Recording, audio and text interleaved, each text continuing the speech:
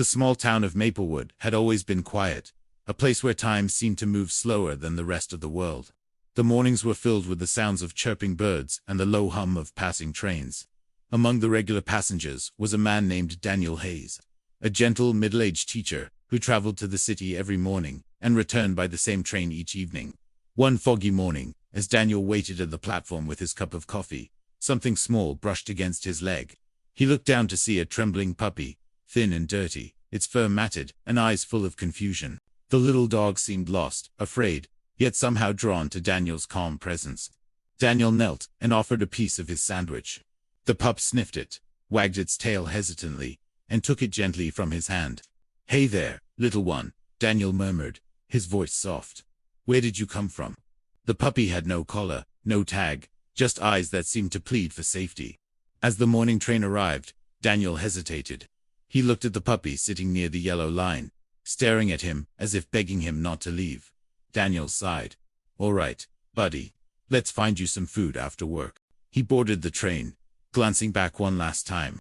The puppy sat there, watching until the train disappeared into the fog.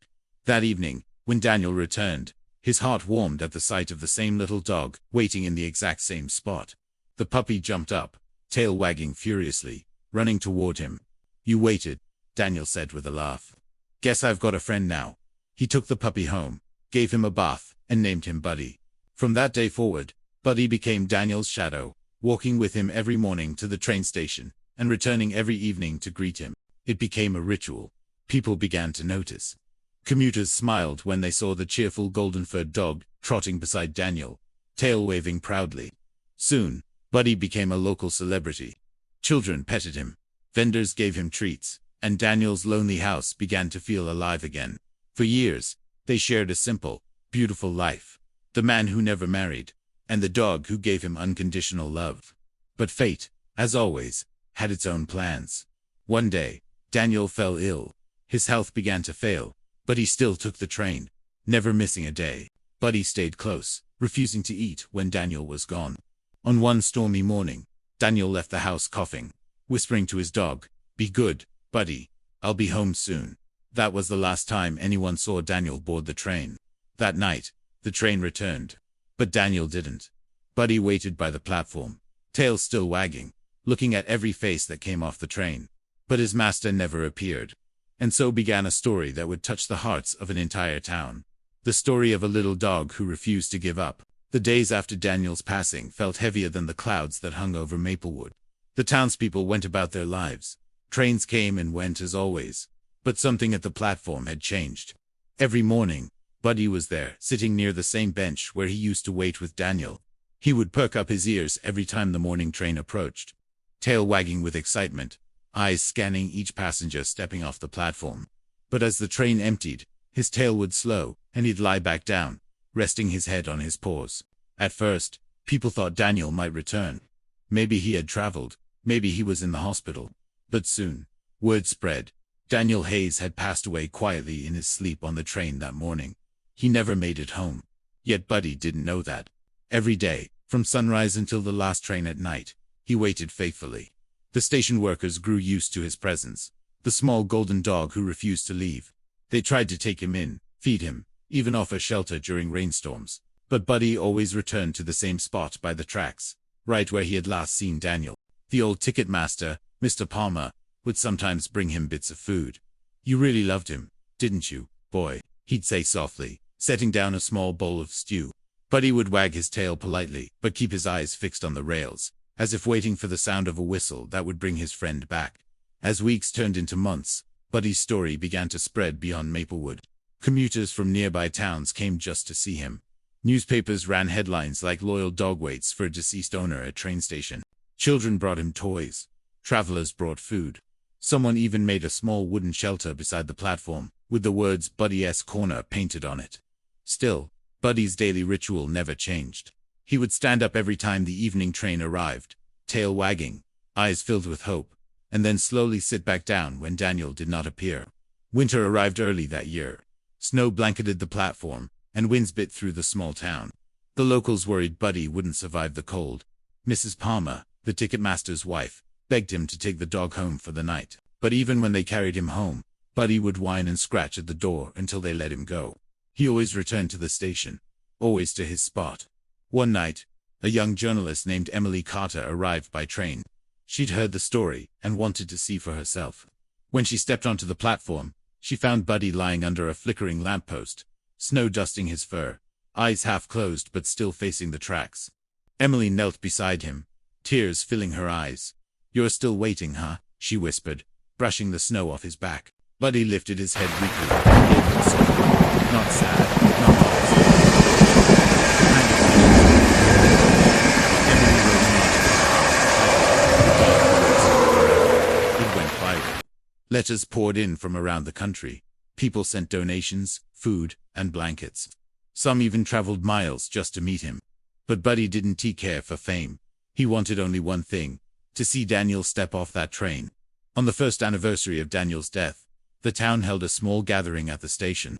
A memorial plaque was placed near Buddy's spot, in loving memory of Daniel Hayes and Buddy the dog, who never stopped waiting. That evening, as the train rolled in, Buddy stood up again, tail wagging. The people around him fell silent. For a brief moment, it was as if Daniel was there, stepping off the train, smiling, calling his name. But there was no one, just the sound of the wind. Buddy sat back down and closed his eyes, his head resting on his paws once more. The waiting continued.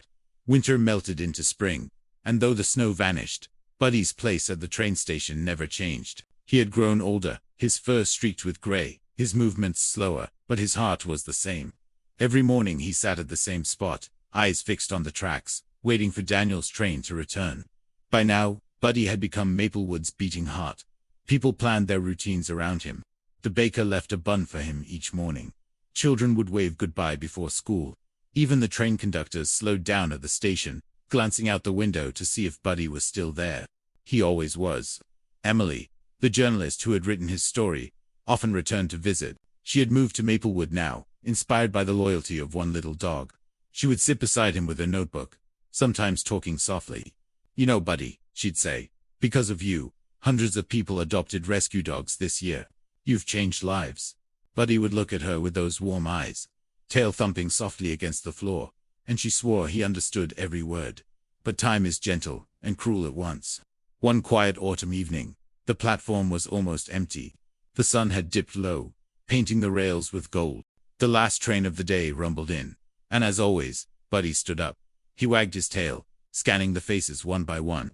A few passengers smiled and waved at him, as they always did. But this time, Buddy didn't sit back down. He walked a few steps forward, then stopped. His ears pricked. Some say he saw something. Standing there with his soft smile, calling his name. "Come on, Buddy. Let's go home."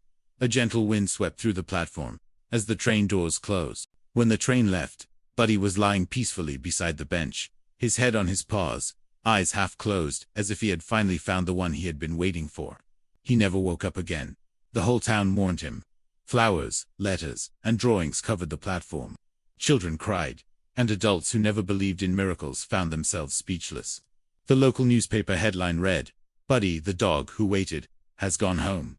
The city built a bronze statue of Buddy sitting at his waiting spot, facing the tracks, tail curled softly behind him. On the base, a plaque read, "Forever waiting, forever loved. Buddy Maplewood's heart." Years passed, and the town grew busier. The station was renovated, trains became faster, and new faces replaced old ones. But Buddy's statue remained polished, cared for, and loved. Travelers from faraway places would stop to touch his head for luck, read his story, and feel a warmth they couldn't explain. Emily, now an author, wrote a best-selling book titled The Little Dog Who Waited. She often said, Buddy taught her the greatest truth of all. Love doesn't need words, time, or promises. It just needs a heart that never gives up.